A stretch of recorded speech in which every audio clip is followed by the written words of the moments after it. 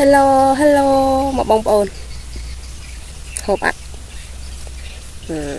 Ni nè, bị sẻ, sốc hiệp. Nhầm chưa chặt ở bông bồn này. Mặt đã sạch rồi. Tôi lọt tay cho mùi bên trong.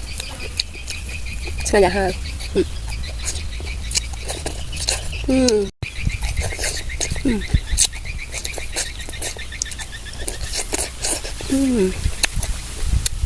Thấy không con?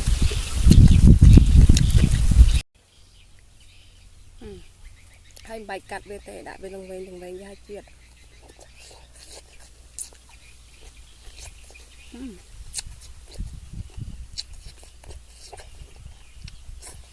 Sắp mong at least sạch tê nhưng vì chất kháng kháng ở đây không bạch đã sạch thì bông phố này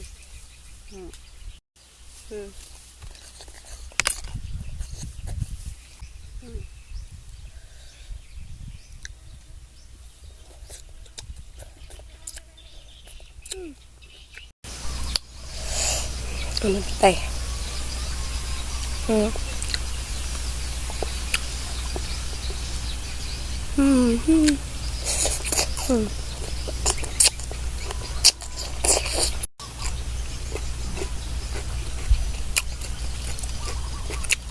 nhưng mà đã sạch tè đã tập lên cho nghe bông phố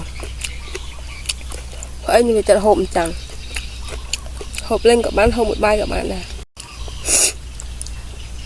hai spray này đã spray thom chia đó đâm con ai ấy con ai